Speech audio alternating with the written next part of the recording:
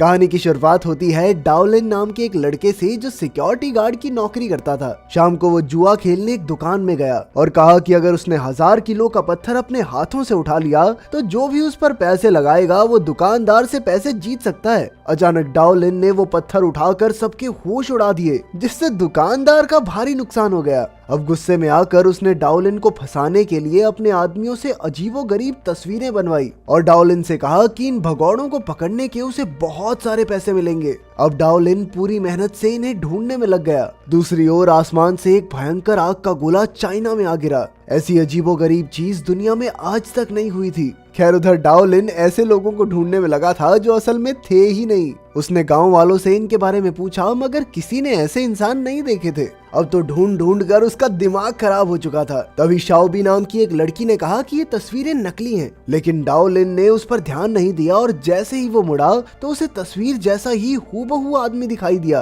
अब डाओलिन तुरंत उसके पीछे लग गया। इधर शाओबी के पास एक जादुई मशीन थी जो अचानक आवाज करने लगी। फिर वो आदमी एक होटल में कमरा लेने आया, पर वहाँ के मालिक ने उसे जगह नहीं दी क्योंकि उसके पास एक पालतू मछली थी और होटल के रूल्स के मुताबिक पालतू जानवर अलाउड नहीं थे।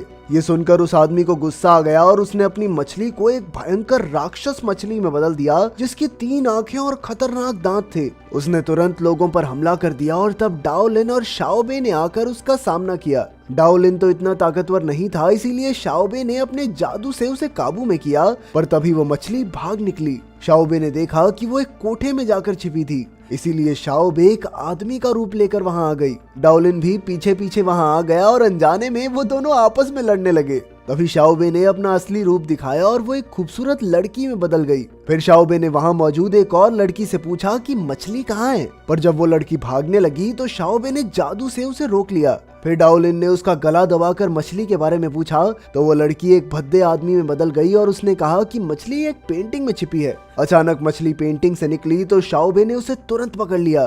फिर उसने डाओलिन और सभी लोगों की याददाश्त मिटाई और अपने वू येन जाति के हेडक्वार्टर्स में पहुंच गई। इस जाति का मिशन धरती को अंतरिक्ष से आने वाले राक्षसों से बचाना था जो असल में हमारे ग्रह पर कब्जा करना चाहते थे।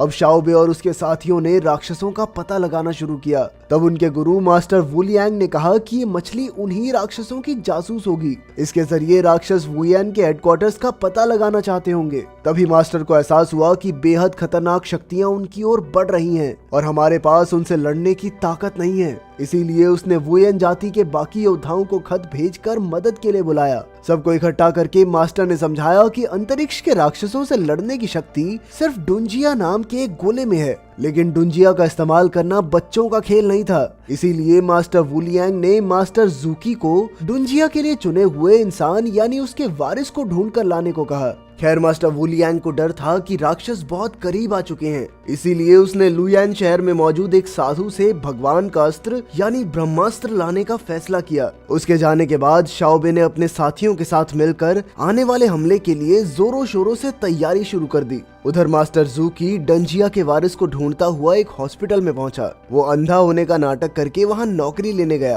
पहले तो किसी ने उसे भाव नहीं दिया, पर जब मास्टर जूकी ने अपने दवाइयों के ज्ञान का पिटारा खोला तो सबकी बोलती बंद हो गई। तब वो लोग जूकी को अंदर ले आए और उसे एक दिमाग के मरीज को ठीक करने की चुनौती दी। मास्टर जूकी ने बिना घबराए चुनौती स्वीकार कर ली। तब उसे एक जेल जैसे कमरे में लाया गया जहां ये खतरनाक मरीज रहता था। मास्टर जूकी ने देखा कि एक नौजवान लड़की थी जिसकी बाजू पर एक लाल निशान था। जूकी ने उसका नाम चैन रखा और उससे कहा कि जब वो खाना खा लेगी तो जूकी उसे यहाँ से आजाद कर देगा। पर अचानक कुछ अजीब हुआ और उस लड़की की आंखें नीली हो गई। तभी वो एक बहुत बड़े मोर में बदल गई। उसी वक्त दूसरी ओर जहां आसमान से वो पत्थर गिरा था वो टूटने लगा और शहर में जोरदार भूकंप आ गया। इसी के साथ चारों ओर हजारों लाल कीड़े फैल गए, जिसे देखकर गांव वाले बेहद डर गए। ये सब देखकर शाओबे समझ गई कि ये राक्षस वुयान के प्राचीन मंदिर को तोड़ने आए हैं। शाओबे तुरंत अपने साथियों को लेकर मंदिर में छानबीन करने पहुंची। इधर डाओलिन पर भी शहर की रक्षा का जिम्मा था, इसीलिए वो भी आ गया।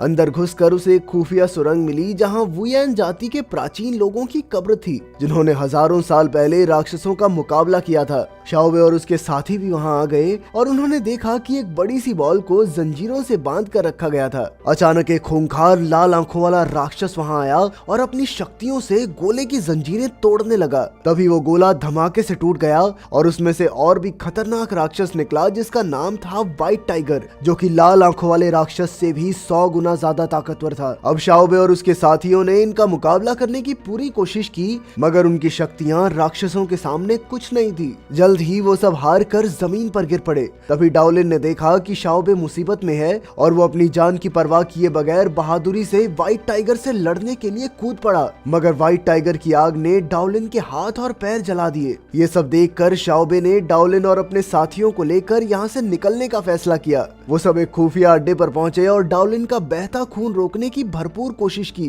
तभी मास्टर जूकी वहाँ आया और उसके साथ खड़ी लड़की चैन को उसने डंजिया का वारिस बताया, मगर चैन तो एकदम बचकानी हरकतें कर रही थी और उसकी नादानी देखकर किसी को उसके वारिस होने पर यकीन नहीं हुआ। खैर शाओबे डाओलिन की जान खतरे में नहीं डालना चाहती थी, इसीलिए उसने डाओलिन को घर वापस भेज दिया ताकि वो फिर से सिक्योरिटी गार्ड के काम में लग जाए। मगर जब ऑफिसर्स ने डाओलिन को जख्मी हालत में देखा तो उन्होंने बेरहमी से उसे सड़क पर फेंक दिया, क्योंकि वो उनके किसी काम का नहीं था। जब शाओबे ने देखा तो उसे बहुत दुख हुआ, इसीलिए उसने डाओलिन को वुयेन जाति में शामिल करने का फैसला किया। धीरे धीरे समय बीता और धरती पर खतरा बढ़ने लगा। तब शाओबे और उसके साथियों ने अपने मास्टर वुलियांग को ढूंढने का फैसला किया, जो ब्रह्मास्त्र की तलाश में लुयान शहर गया था। वहीं लुयान शहर में 5 जातियों के मास्टर इकट्ठा होकर ब्रह्मास्त्र को फिर से जगाने की कोशिश में लगे थे। आखिरकार उन्होंने ब्रह्मास्त्र को फिर से जगा दिया, मगर तभी मास्टर वुलियांग को दूसरी जाति के एक मास्टर पर शक हो गया। तभी अचानक से वो मास्टर उसी लाल आंखों वाले खूंखार राक्षस में बदल गया। असल में वो भेष बदल कर ब्रह्मास्त्र चुराने आया था।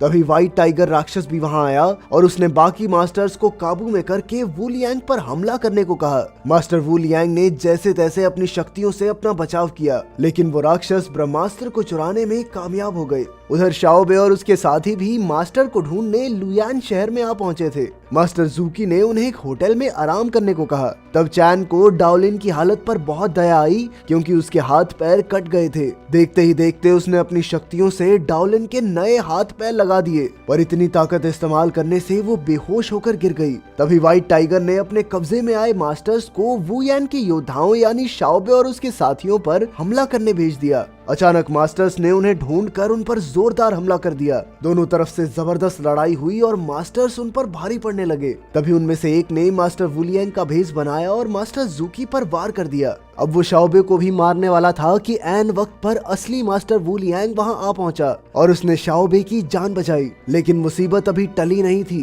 क्योंकि फैंग जाति के मास्टर ने अचानक से काल अस्त्र नाम के एक बेहद खतरनाक जादू से सबको मारने की कोशिश की। वो इतना ताकतवर था कि उसने वुलियांग, शाओबे और बाकी योद्धाओं को जकड़कर उनकी हड्डियां तोड़ डाली। लेकिन चैन अपने दोस्तों को मरते हुए नहीं देख सकती थी, इसीलिए उसने अपनी बची खुची ताकत से एक लकड़ी पर जादू करके फैंग मास्टर को मार डाला। वो यहाँ भी नहीं रुकी और उसने अपनी आत्मा की शक्ति लगाकर सभी योद्धाओं के जख्म ठीक कर दिए। तब मास्टर जूकी ने उठकर चैन को गोद में लिया, जो अपनी आखिरी सांसें गिन रही थी। अपनी पूरी शक्ति इस्तेमाल करने के बाद अब उसमें बिल्कुल जान नहीं बची थी। उसका रंग भी एकदम काला पड़ गया था।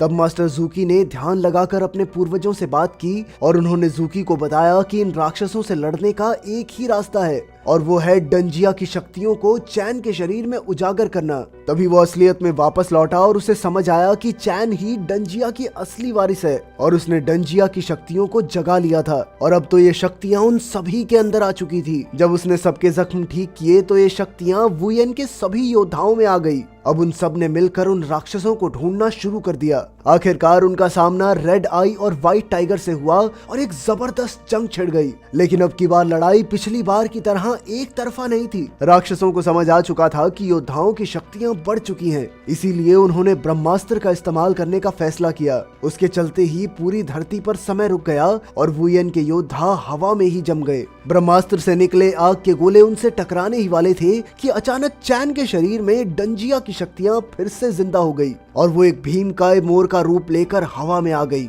फिर उसने सभी आग के गोलों को इकट्ठा किया और राक्षसों की ओर वापस फेंक दिया। इस जबरदस्त धमाके में व्हाइट टाइगर मारा गया। इसके बाद उसने पूरी शक्ति से रेड आई पर भयंकर वार किए और एक लंबी और जबरदस्त लड़ाई के बाद रेड आई भी मारा गया। आखिरकार उन्होंने धरती को उनके आतंक से बचा लिया था। इस सब के बीच शाओबे और डाओलिन को एक दूसरे से प्यार हो गया और वो इकट्ठे रहने लगे। लड़ाई के बीच में रोमांस चल रहा है, मगर अंत में हम देखते हैं कि वुयेन के योद्धाओं को प्राचीन ग्रंथों से पता चला कि इनसे भी खतरनाक राक्षस धरती पर हमला करने वाले हैं। अगर वीडियो पसंद आई तो लाइक कर देना, चैनल को सब्सक्राइब कर देना। मिलते हैं अगली वीडियो में।